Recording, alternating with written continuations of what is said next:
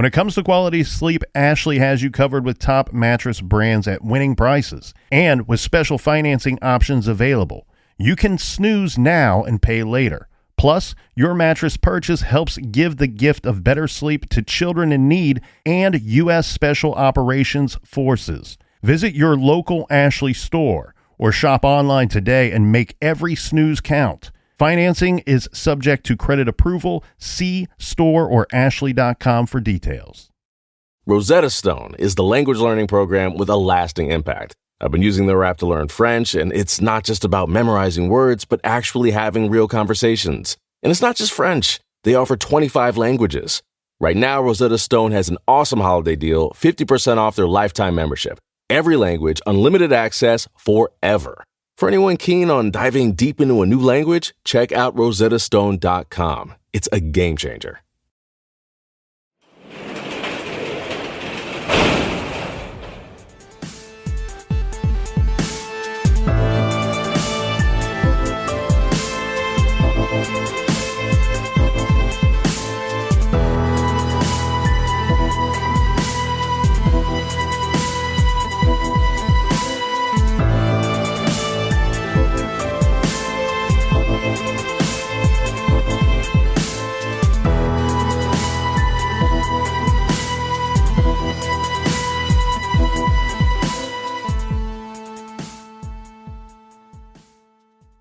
Welcome to True Crime Garage. Wherever you are, whatever you are doing, thanks for listening. I'm your host, Nick, and with me, as always, is a guy that carpools to work with Sasquatch. He is the captain. Well, if you're not running with Sasquatch, you are running from Sasquatch, my friend. It's good to be seen, and it's good to see you. Thanks for listening.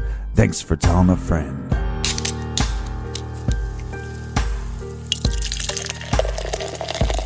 Tonight we are drinking Lorelei Barrel-Aged Extra Maple by the brilliant folks at Omnipollo Brewing in beautiful Stockholm, Sweden. Garage grade 4.5 bottle caps out of 5. This is an Imperial Porter, and just like Trent Reznor said, it is as black as your soul, but very, very delicious. Taste of coffee, hazelnuts, and of course, maple syrup. And this bad boy was brought to us by these good folks. First up, we have Christy in Massachusetts. And a big shout out to Julia Gulia from Hagerstown, Maryland. And how about a big southern cheers to Natalie in Roswell, Georgia? Cheers, mates. And a big we like your jib to Anthony in Brighton, Colorado. And here's a very long distance high five to Kate in Dubai. And last but not least, we have Amanda in McKinney, Texas. Thanks to everybody for helping us out with this week's show. If you want to help us out with next week's show, go to truecrimegarage.com and click on the donate button. And while you're over at truecrimegarage.com, sign up on our mailing list or subscribe to us on YouTube. And that's enough of the business. All right, everybody, gather around, grab a chair, grab a beer. Let's talk some true crime.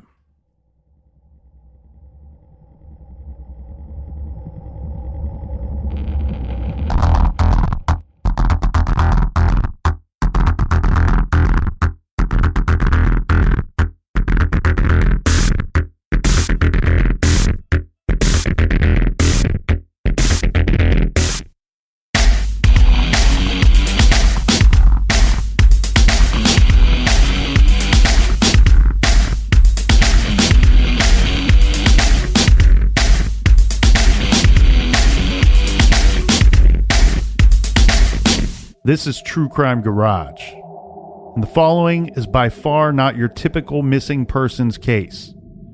For in this story, you will hear about a missing man, a missing woman, and a missing submarine. You will hear about the intense and heartbreaking search for all three. Then, the explanations and multiple versions of tragic accidents.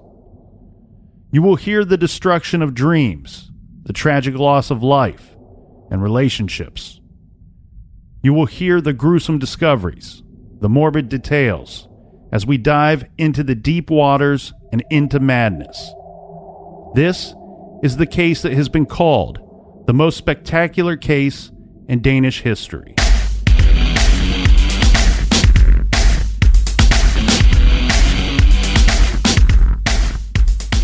Kim Wall was born in 1987. She grew up in the close-knit community in a small town in Trelleborg This is in southern Sweden, just across the strait dividing Sweden from Denmark.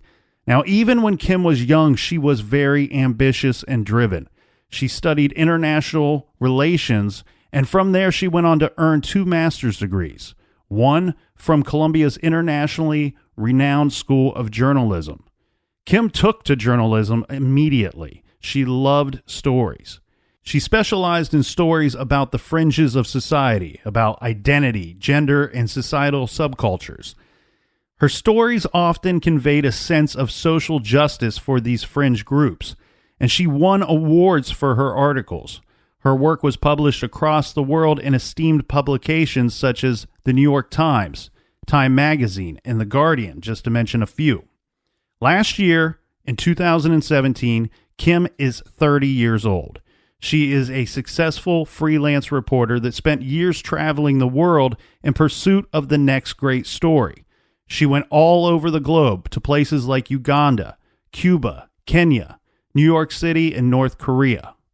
In August of 2017, Kim was staying in Copenhagen with her partner, Danish designer Ali Stobbe, when she began investigating a group of do-it-yourself inventors who were responsible for cutting-edge, privately financed rocket and submarine construction projects.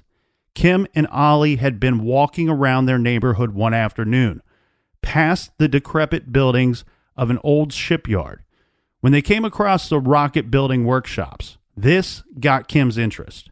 She reached out to various publications and had email exchanges with editors at Wired magazine, working toward a freelance assignment to write about the rocket builders. She knew of one of them, who was considered a bit of a local celebrity. He spearheaded the rocket and sub-building projects. This is Peter Madsen, also known as Denmark's Rocket Madsen.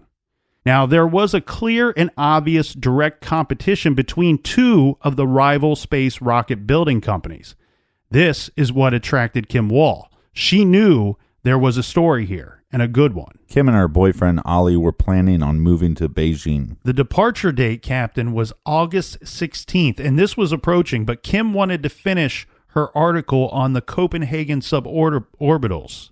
That's tough to say, and we're going to have to say it about 30 times today, before she left permanently for China. On August 10th, a Thursday, Kim and Ali were preparing a goodbye party with friends. In the late afternoon, just as they were setting up for a barbecue outdoors along the water, Kim got a text from Peter Madsen in response to her inquiries about a possible interview. The two had never met. He invited her for tea at his workshop. The hangar where he worked was not far from her place, so she figured she had enough time to go and still be back in time for this party. Now, after a quick half-hour meeting with Peter Madsen for tea, Kim returned home to let her boyfriend know that Peter had offered to take her out on his submarine. She said that over tea, Peter had been, quote, all over the place, and that she was nervous to go on the submarine with him, but it was a big opportunity. So after discussing this, Kim decided to forego her own goodbye party for the opportunity to ride on the famous sub and get an exclusive with Peter Madsen. Yeah, and you never let your girlfriend go on any other man's sub or boat. Well, she asked Ali to join her, but apparently at this time, when this discussion is happening, their friends have already been invited over. They've already set everything up, and it's my understanding that friends had already started to arrive by this point. So Ali says, hey, look, we got all these people coming over. If we both go, we're really doing a disservice to our friends here. Well, it shows you how passionate about her craft Kim was. She's going to drop everything, cut everybody out of her life in this one moment so she can go get her story. Right. Potentially missing most of or all of a goodbye party for her. Right. When she's planning to move very far away just 6 days later. So I want to discuss this submarine real quick because it's a bit of a big deal for many reasons. Because this is what made Peter Madsen become a minor celebrity, let's say. The May 2008 launch of this submarine made him a minor celebrity. This was manufactured by the Suborbital Company, which was founded by him and another guy. Now, the submarine that they made, they named it the UC-3 Nautilus. It's an awful name. This is, or at least at the time... Hold on. If you're going to name a submarine, what's it going to be? Oh, I have never thought about naming a submarine. 1, 2, 3, go. Believe land. You can't have the word land in any water. That's what makes right? that's what makes it so good. Yeah. Good job. I don't know. I have no idea. That's why I don't name submarines. So, but the thing here, Captain, the Nautilus, at one time, or maybe still to this day, it was the world's biggest privately built submarine. Right. The UC-3 is a 58-foot sub weighing 40 tons, built from donated iron and other parts. It's diesel/electric, and the interior featured a galley, bathroom, bunks, mess area, bridge, and engine room. Do we know the square footage of this? I do not, but 58 foot is a decent sized sub from my understanding, but regardless, we've all seen The Hunt for Red October and Under Siege, and well, I don't think that took place in a sub. Maybe at some point it did, but regardless, we know that this is confined space, okay? And even though that it's 58 foot, we discussed the rooms that were there, the galley, which you would expect, which is basically a kitchen. You have the bathroom, bunks. Note that they state bunks instead of bedroom. So that should give you an idea that it's a small, confined space. Right. Now, Kim set off to meet Peter at the submarine. She was wearing an orange fleece, a skirt, and a pair of white sneakers. Apparently, these sneakers were special to her in a way. Like, these were something that she always wore when she went out on these different reporting journeys. Like her lucky sneakers. Maybe lucky sneakers, part of the uniform kind of deal. People have that thing going on. Around 7 p.m., she texts the boyfriend some photos. And this was of the submarine. She also texts photos of the windmills in the water and herself at the steering wheel. These photos of Kim and Peter were in some of these photos as well. And I guess they can be found online. I've only been able to find one or two of them, not all that I have listed here. But yeah, I've seen a few. An article that I found stated that you could find these pretty easily. Now, Kim continued to text Ollie periodically, with her last text reading, "I'm still alive, by the way, but going down now. I love you." He brought coffee, meaning he is Peter Madsen, brought coffee and cookies, though. A while later, Ollie was at the barbecue with all the friends, and one of the friends comes up to him and says, "Hey, Ollie, look," and points out off into the water where he could see the submarine setting off to sea, and Kim is waving toward him from the hatch. The goodbye party went late and continued later on at a nearby bar. And since Kim had promised to be gone for only a couple of hours, Ollie did begin to get apprehensive about the fact that he had not heard from her since the time of seeing her wave to him in the distance. The two were supposed to leave for a wedding very early the next morning, and it was unlike Kim to not stay in touch. His thoughts, and this is where my head would go to, is perhaps there's no cell service. I mean, you're in a submarine, at the bottom of the sea, right? Right. Well, we have, we don't know what their relationship was as far as like texting goes, but as far as this day, she texted him several pictures, several messages, and this is pretty much in a short period of time from when she leaves the party to get on the submarine. So you'd think that right when they come to service, right when she gets service to her cell phone, that she's going to be texting him something. Well, and we have to keep in mind here, too, that they lived fairly close to the launch area for this submarine. She discovered this place when they were just out on a walk in the area near their apartment or whatever they lived in.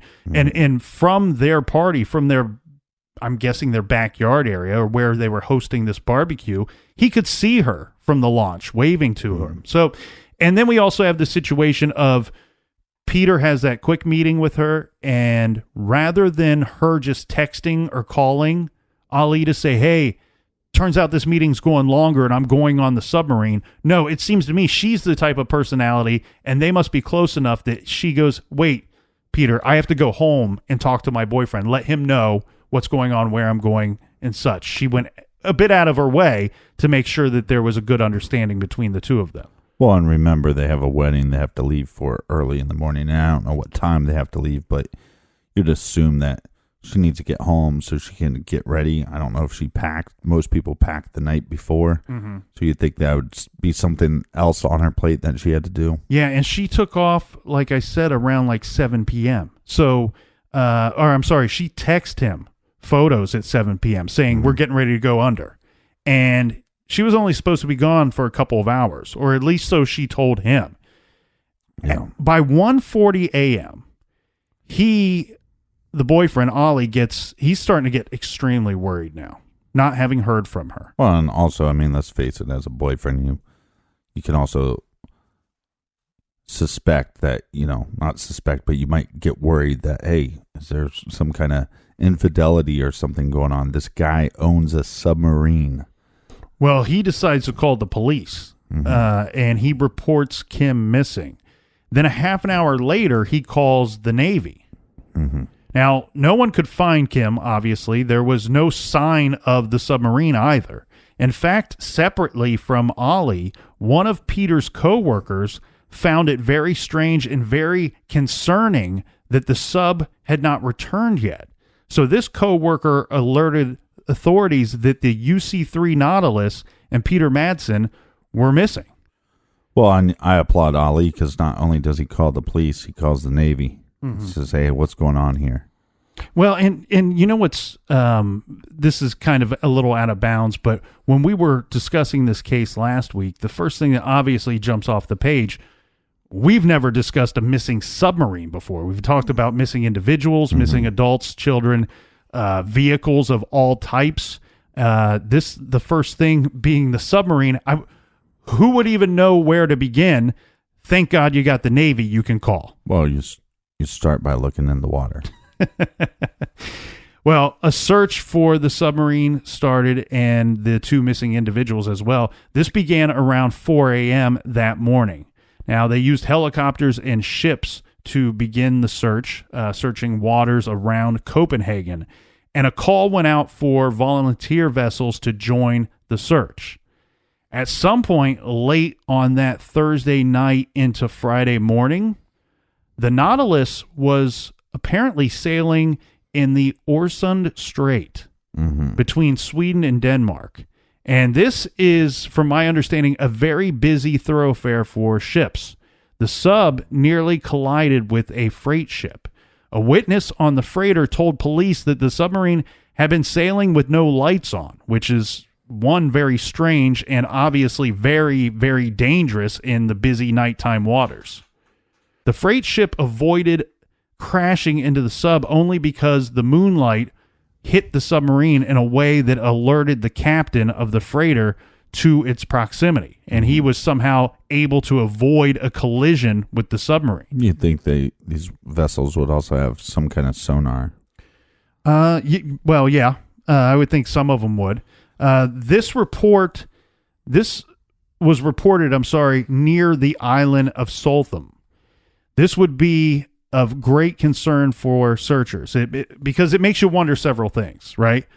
One, is the submarine operating correctly? Is it running properly? Right.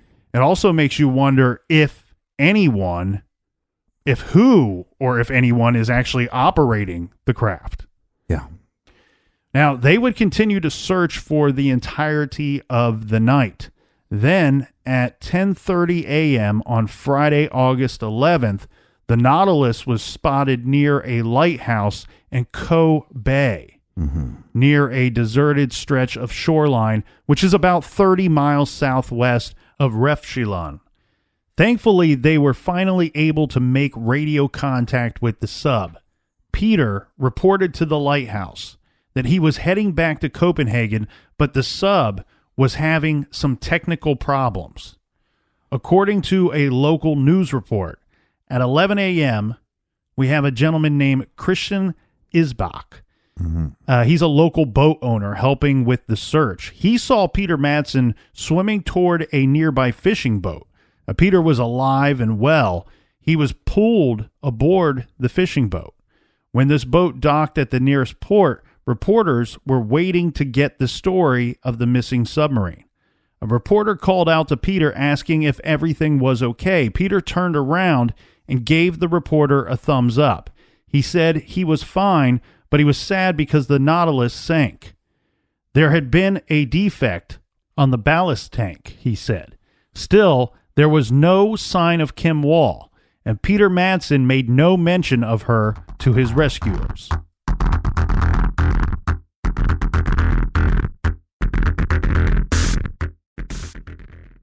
This show is sponsored by BetterHelp. Do you look forward to the holidays? Maybe you struggle with seasonal blues. This time of year can be a lot, and it's natural to feel some sadness or even anxiety about it. But adding something new and positive to your life can counteract some of those feelings. Therapy can be a bright spot, something to look forward to make you feel grounded, and to give you the tools to manage everything going on. If you're thinking of starting therapy, give BetterHelp a try. It's entirely online, designed to be convenient, flexible, and suited to your schedule. Just fill out a brief questionnaire to get matched with a licensed therapist and switch therapists at any time for no additional charge. Find your bright spot this season with BetterHelp. Visit BetterHelp.com/garage today to get 10% off your first month. That's BetterHelp, HELP.com/garage. Dreaming of overseas adventures or connecting more deeply with family from afar? Rosetta Stone bridges the language gap. I've tried others, but Rosetta Stone's immersive lessons and voice feedback technology are game changers. Dive into 25 languages by learning intuitively, just like when you were a kid. And here's the holiday sparkle. Grab a lifetime membership now and save 50%. Gift yourself the world. Head to rosettastone.com now and save 50%. You can live out your MasterChef dreams when you find a professional on Angie to tackle your dream kitchen remodel. Connect with skilled professionals to get all your home projects done well. Inside to outside, repairs to renovations. Get started on the Angie app or visit Angie.com today. You can do this when you Angie that.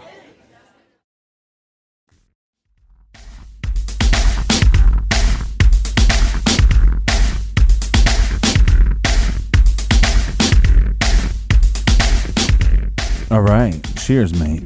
Cheers, Captain. So later on Friday, the police put out a statement saying that Peter Madsen told them in a lengthy interview that he had dropped Kim off near the Halvendet restaurant on the tip of Refshaulen Island at around 10:30 p.m. on Thursday night. So this would be just the night before the submarine sank. Police were not able to find anyone who had seen Kim after this time, after he stated that he had dropped her off. The boyfriend hadn't seen her. Nobody in the area had seen her. She had not spoke to anybody or reached out to anybody. Right. She didn't text her boyfriend. So Kim is now officially a missing person. Then the police spoke with a man who said that he saw Peter just minutes before Peter was rescued. He said that he saw Peter and the submarine before it sank, saying he saw Peter go down the hatch of the submarine and then reemerge as the sub began to sink. The sub disappeared into the waters within a matter of seconds, and this man described Peter Madsen as completely calm the entire time and said that Peter stayed in the tower of the Nautilus until water started pouring into the tower, and then Peter swam away to safety, saving himself. And you think that he would close it so the water wouldn't get into the submarine. Yeah, there's all kinds of problems with this. One, I'm not going to sit here and pretend to have a full understanding of how typically submarines sink. I will. And what is the evacuation process for such. But just here's one thing. The obvious thing is the guy stating that the man seemed to be calm. I don't think that this is a calm situation. Most people wouldn't behave that way as the submarine sank, one. And two, this is his baby. He was one of the people that built this submarine. Well, that's where I'd argue that maybe he would be calm because he knew what the malfunction was and knew maybe there was nothing he could do about it. So therefore he remained calm. I gotcha. That's what I took it as. One of those things is I know what the problem is. I was here to witness this baby go down, and I know how to fix it. It's just a matter of time. I just need the right stuff. And also, there's nothing that I can do about it, so I just got to let it sink. And we're also talking about a company that built this thing, so they have the money to. Then when it sinks, we'll go get it. We'll fix it. Yeah, no big deal. Well, police quickly reviewed CCTV footage of the area where he said that he had dropped Kim off. And this was provided to them by a restaurant owner, by the owner of the restaurant that we mentioned, when looking for Kim. Well, because we know that's a bad thing. And you're going to get publicity saying that, a very attractive lady got dropped off here and went missing from this restaurant or nearby. Yeah, you're like, okay, that's a great way to encourage people to come to the area. Right. So they get involved. They give them the footage. Here's the strange thing, though. Police do not see any sign of Kim on any of that closed caption footage or closed circuit TV footage. I'm sorry. The other thing, though, is look, they had several cameras there. This wasn't like they had one little rinky-dink camera and they didn't see Kim. Right. They had plenty of cameras at different angles picking up large portions of that area. They don't see Kim. What I find even more damning here is they don't see the sub. They don't see the submarine at any time docking, letting anybody off, anything like that. Kim, maybe another woman could easily be mistaken for Kim or not for Kim or so on and so forth. But a sub is a sub, right? Right. So we have a weird situation where this inventor, this engineer builds a sub, invites this lady onto the sub to interview him. The sub sinks. So now that's strange. And then this other strange thing of him saying that he dropped her off, but we have no sign of her and we have no sign of the sub. Correct. So at this point, law enforcement is going, something's not right here. Well, something's not right. And what's interesting to me, though, is, she doesn't become missing until they locate him, right? Everybody knows, several people knew that she was last with him. Right. So once he's located and the sub is witnessed to have sunk to the bottom, and he doesn't tell them until this interview. So what's weird here is where we know something strange and suspicious has probably happened, but at the same time, we mentioned that he didn't mention anything about Kim Wall to the rescuers or to the reporters that were in the area. Well, if he dropped her off the night before, why would he mention anything about her? Right. He dropped her off and then boom, he had this event take place where he's in a sinking ship. So, sinking sub. Right. So in that aspect, you start almost wanting to believe his story. Yeah. You wonder, well, what could have happened in that area and why is there no footage of it? I'm thinking here, Captain, that the police likely doubted Peter's story from the get-go. Because authorities stated publicly at some point, and this is pretty early on in the investigation, that they actually believe that they were looking for a body. While they're still continuing to look for Kim and hope and pray that she's alive, they publicly state that they think they might be looking for her body at this point. And I wonder, Peter being local, if he just came off as an odd character anyways, and that would make them lean towards that. Well, actually, there was some evidence that are going to point them in this direction. And it's around this same time, when they make this public statement that they might be looking for a body. This was at 5:30 p.m. on that Friday, August 11th. Just hours after he had been rescued from the waters, police arrested Peter and placed him in what's called a, quote, preliminary detention, which is the equivalent of preliminary criminal charges pending, on suspicion of involuntary manslaughter and this is their exact wording, for having killed in an unknown way in an unknown place Kim Isabel Fredrika Wall of Sweden sometime after 5 p.m. Thursday. Okay, so pardon my stupidity, but how are they jumping from rescuing him to this? Well, there was one more charge, and we'll get into this evidence here, which is pretty. It's interesting. It's sad, but it's interesting. He was also charged with indecent handling of a corpse. Now, we don't know what went down during his lengthy interview. We do know that he told them that he dropped her off, but the indictment revealed that Kim's DNA had been found on Peter's hands, neck, and nostrils. Now, we should talk about this for a minute because I don't think this is something this isn't clear to everyone. So when somebody kills somebody and it's in a manner that it's up close and personal, obviously you're going to get blood and evidence of that victim on yourself, okay? Or on the perpetrator will. And so a lot of times what will happen is the offender, even if they're very good at cleaning up the evidence and cleaning off the evidence of themselves, a really great spot and place for investigators to use a DNA swab is in the nostrils, because that's a place that you don't see in the mirror naturally, and it's a place that they forget to clean. Right. And they also swab the ears sometimes, because in the heat of the moment when we have blood spatter, especially if it's up close and personal, and if you're at a excited, heightened state, you might be breathing heavily in and out, inhale, exhale, and some of that blood spatter will end up in the nostrils. Yeah, and have you seen Peter? Have I seen him?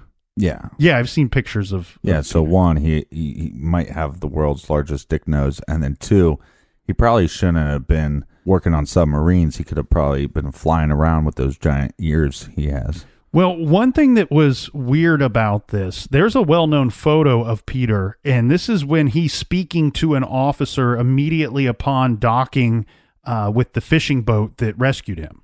And in this photo, you can find this online, and you can zoom in, and you can see what appears to be either a cut or a drop of blood on his nose. And you can also see that he has a dark substance underneath his fingernails.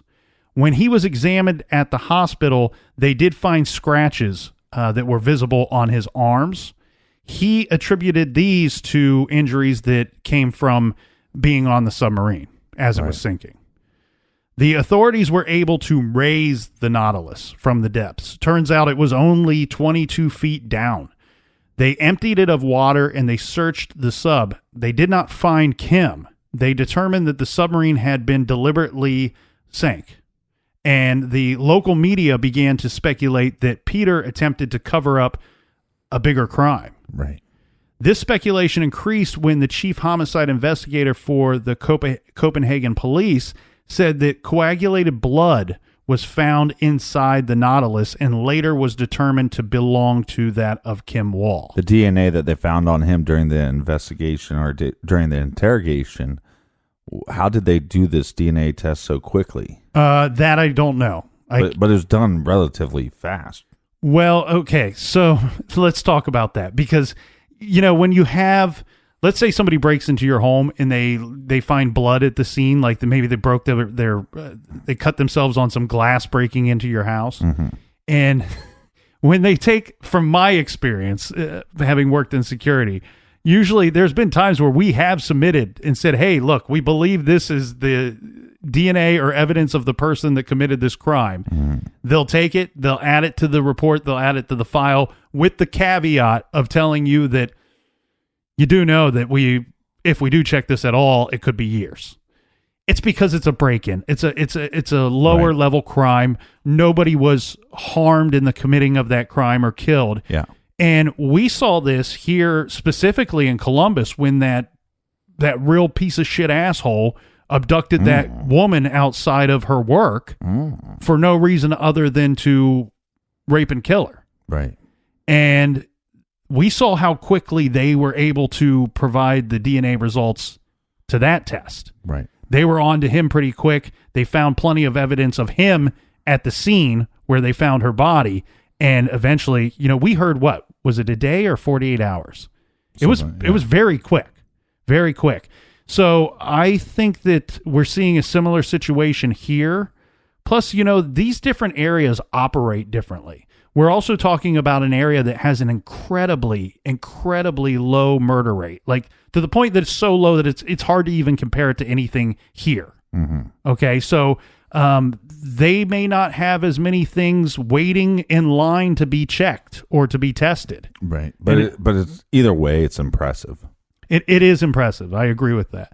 So now we're left with the big question of what happened to Kim Wall. Mm-hmm. We know that she was due to go on this submarine. She sent pictures of herself on there. She's waving goodbye to her boyfriend as they take off. Mm-hmm. This guy that's manning the boat, I'm going to keep referring to it as a boat, but this guy, it's called a submarine. The guy that's Peter Madsen says he drops her off. Obviously, he didn't drop her off. They find evidence to the fact that she was either injured or killed in that submarine. Yeah, and evidence that maybe she fought back. Yes. And even now that they've found and located the sub, we still don't have Kim Wall. Now, her parents, of course, were extremely devastated by their daughter's missing person status. And they issued a statement that read, quote, "It is with great concern that we, her family, received the news that Kim is missing after an interview with Peter Madsen in Denmark. We sincerely hope that she will be found and that she is well." Now, the very strange thing here, though, too, Captain, is that we talked about Kim's resume as a journalist, as somebody that traveled all over the place. I mean, she went to she took on very dangerous assignments in foreign places over the years. And it's so hard to believe. And I can't imagine that anyone thought that she could be a victim in her own land after having gone to all these dangerous corners of the world in her own land, where it's considered to be one of the safest in the world. Well, it's just, like I said before, her passion for her job and her craft, it's pretty inspiring. Well, the next day, so this is August 12th now, this is in a courtroom appearance in the involuntary manslaughter charge. Peter told the court that Kim had actually accidentally died on board in a, quote, terrible accident. He said that a 150-pound hatch had fallen and hit her on the head. She then fell to the bottom of the tower with a fatal head injury. Peter Madsen said that he panicked at that point and he used a rope to drag Kim's body up and out of the submarine, to which then he said he buried it at sea. Okay. Okay, so one, buried it at sea. Does that mean he just put it in the water? Sounds to me body in the water? Like it's a tossed her overboard situation. And I never understand these people that say it's an accident and I freaked out. So I buried the body, or tossed it out into the ocean. Right. If I'm in my submarine, because I only have like 3 or 4 of them, but when I'm in the big one, if there was an accident and I freaked out, you know what that freak out is going to consist of? Me not going around the body, me calling the cops, right? Me calling an ambulance. That's me freaking out. Right. Me, what's not freaking out is when you can grab the body, you can touch the body, you can move the body. That's not freaking out. Mm-hmm. That's you being a piece of shit. Well, and I think that's right, though. I mean, that would be the expected natural behavior and reaction to a horrible accident. You would go to the person, see if you can aid them and help them in any way, and once that's determined that it's too late for that, right? It's get them some real help, get them to another place, get them in a better space. Well, I'm calling 911 right away, anyways, because what am I going to help them with?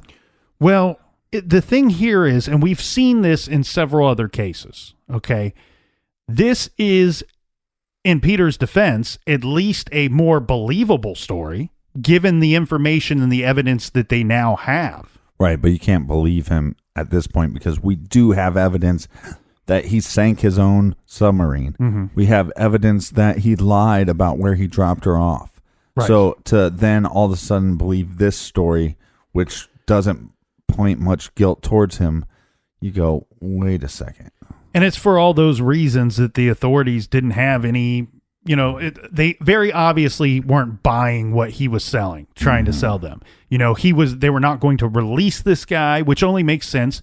Like you said, by his own statements, we know that he's lied at least once.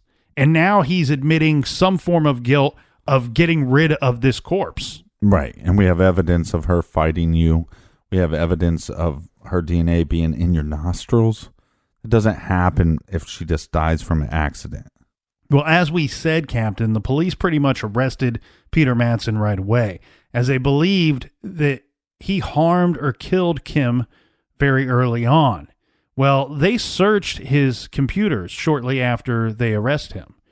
They even recreated his profile, the profile of his mobile phone somehow. Now, neither his phone nor Kim's phone would ever be found. So presumably it's pretty easy to use a little bit of imagination here and figure out that likely Peter tossed both of them into the water, right? Right, but you'd think they'd be able to retrieve the records or even maybe the text messages. They did not anticipate what they are going to find on his computers, okay? Now, some people have pornographic material on their computers. Well, what they found on his computer was not just regular porn. Right. Police discovered more than 40 videos on Peter's laptop that appeared to show women being strangled, hanged, decapitated, skinned, sexually impaled, and tortured. Some of these videos were animations, but one in particular of a woman being beheaded was deemed by authorities to be real, or at least they believed it to be real. Other hard drives owned by... Wait, so we have videos of women being tied up and choked, and that's, that's one level. But then we have where they think this video, this decapitation video, they actually think it's real. Mm-hmm. Huh. Yeah, so some of them, like I said, some of them were animated videos and others were probably dramatizations or the real deal. Now, all I have is their statements, what they said to the public. And I don't know how many of these were animations, how many were dramatizations, how many were thought to be real. But this one, there was one in particular that the authorities that viewed this material stated they believed it to be real. That'd be my luck, they would say. Captain, go in the corner, watch these videos. Let us know what you think. That'd be my first day on the job. Well, they also checked out other hard drives owned by Peter, and this contained over 100 additional videos that were all similar in nature. Some of these went back as long as 2004, so meaning he was downloading these as early as 2004. Peter's phone contained 7 texts regarding impaling women in the genital region. Even more distressing. That's tough. Authorities were able to determine that Peter had actually searched for and watched some of these videos, meaning he didn't just stumble upon some of the videos that were on his hard drives. Right. Some of them he was searching for or believed to be searched for because they could find terms that he was using when searching, and the terms he was using were executions and dismemberment. And starting in March of 2017, these searches continued into July and August of last year as well. Most horrifyingly, the night before Kim boarded the submarine, Peter Googled beheaded girl agony and watched the video that showed up as a result of that search. Do they think that one was real? Or does it matter? I don't have their opinion on this one, but I do know some of the details of that video. It's a video that was entitled "Young Woman in Pain as she slowly beheaded with a small knife." Now, it's, and there's been, beheading videos that terrorists have posted online, and I know that people have watched them. Mm-hmm.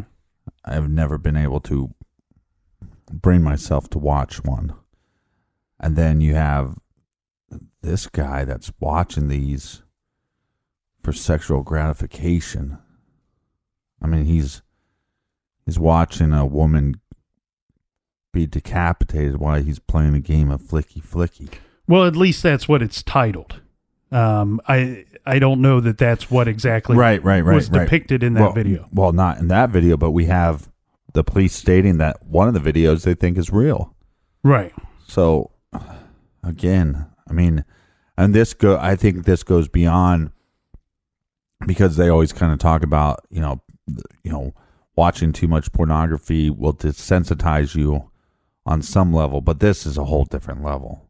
This is not even being desensitized. This is somebody that has... Well, and I wouldn't even call this pornography at this point. Right. I mean, this is murder. They're snuff films. Right. They're torture porn snuff films. Right, but... Right.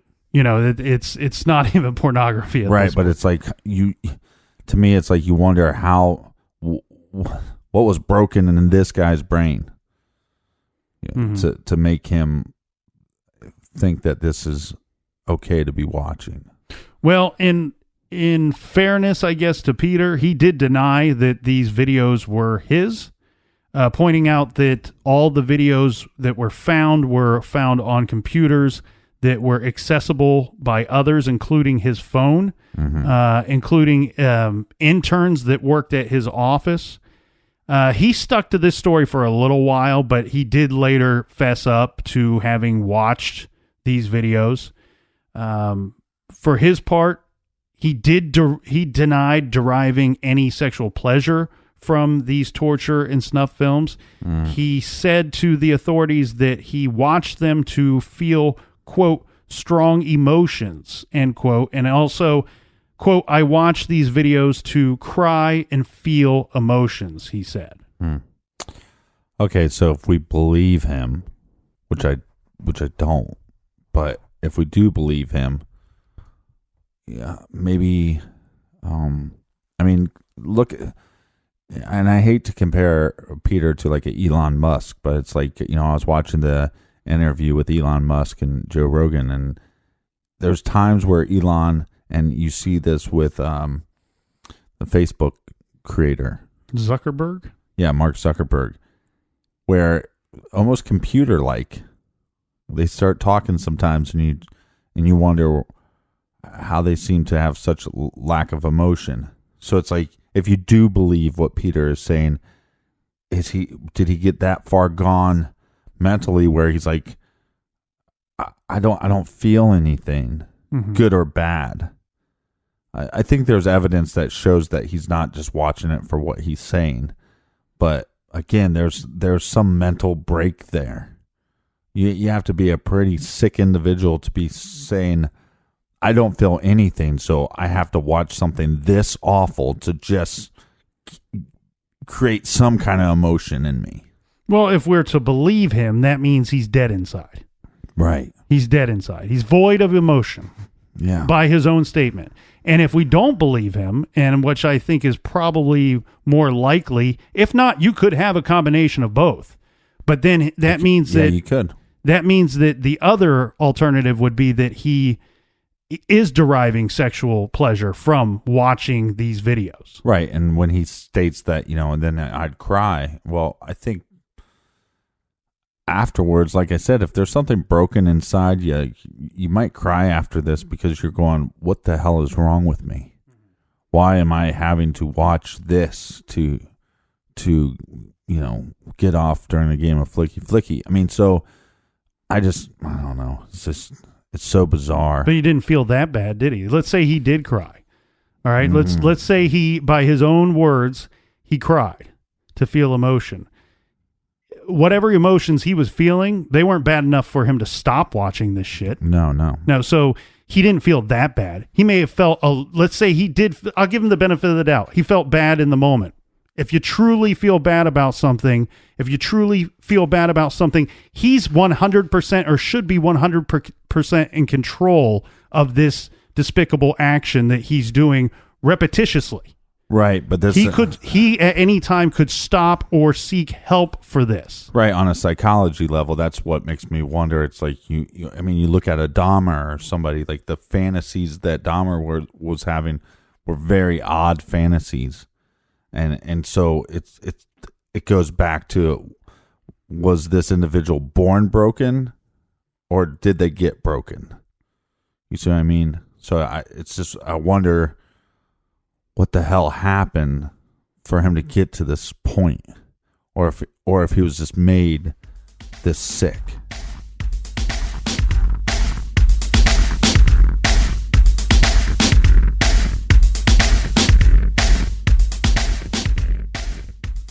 So hopefully everybody is all caught up on all of our episodes. If not, it's very easy. They are available to you for free, all of the old episodes on the Stitcher app. We'll have the conclusion of Kim Wall's case tomorrow. Until then, be good, be kind, and don't litter.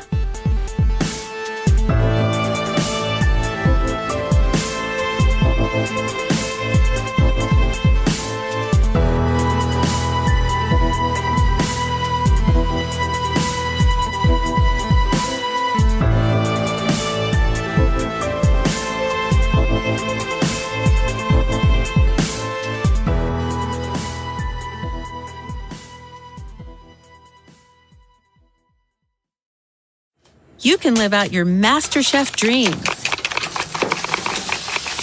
when you find a professional on Angie to tackle your dream kitchen remodel. Connect with skilled professionals to get all your home projects done well. Inside to outside, repairs to renovations. Get started on the Angie app or visit Angie.com today. You can do this when you Angie that.